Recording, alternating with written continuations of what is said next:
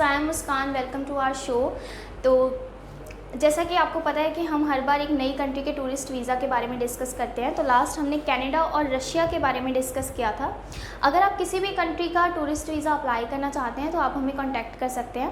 हमारा जो नंबर है वो आपको नीचे भी शो हो रहा होगा, और अब मैं आपको बता देती हूँ कि आपको अगर किसी भी कंट्री का टूरिस्ट वीज़ा अप्लाई करना है तो आप हमें कॉल कर सकते हैं 74 010 74 012 पे। ठीक है, तो आज हम जिस कंट्री के बारे में डिस्कस करने वाले हैं वो है यूएसए। यूएसए का जो टूरिस्ट वीज़ा है वो लगभग कनाडा के टूरिस्ट वीज़ा की तरह ही है।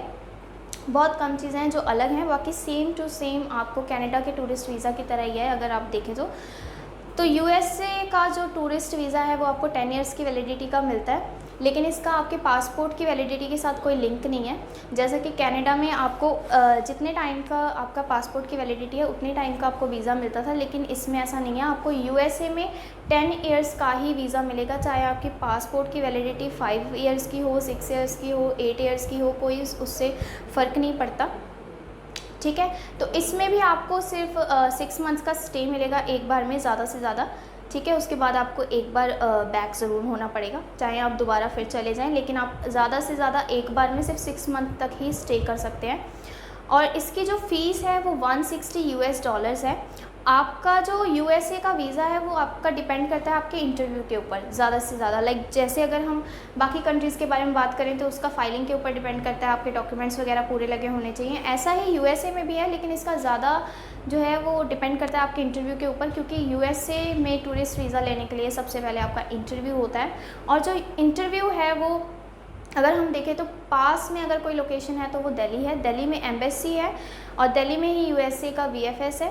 तो आपका जो बायोमेट्रिक है वो वीएफएस में होता है और जो इंटरव्यू है वो एम्बेसी में होता है। ठीक है, तो इनकी जो डेट्स हैं वो आपको अलग अलग मिलती है। अगर आप चाहें कि एक ही दिन आप इंटरव्यू दे दें, एक ही दिन आप अपनी बायोमेट्रिक करवा लें, तो ऐसा नहीं हो सकता। आपको अलग अलग डेट्स मिलती हैं, अलग अलग अपॉइंटमेंट्स मिलती हैं बायोमेट्रिक की और इंटरव्यू की।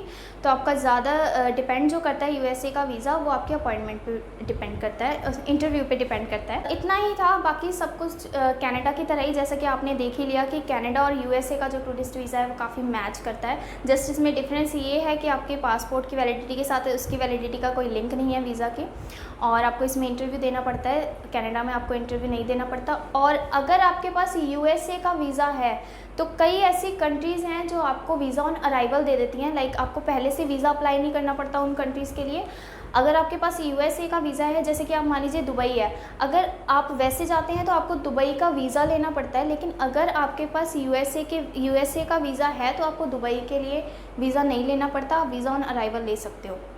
तो ये यूएसए के वीज़ा का जो है वो एक बेनिफिट है, क्योंकि यूएसए का वीज़ा अगर आपके पास है तो आपको और कोई भी कंट्री काफ़ी इजीली वीज़ा दे देती है। ठीक है, तो आज के लिए इतना ही। आई होप कि आपको यूएसए के टूरिस्ट वीज़ा के बारे में सब कुछ क्लियर हो गया होगा। अगर आपको कुछ नहीं भी क्लियर है, अगर आपके मन में कोई भी डाउट है, आप नीचे कमेंट कर सकते हैं। ठीक है, thank you so much for watching this show and please subscribe the channel and like the video. Thank you so much.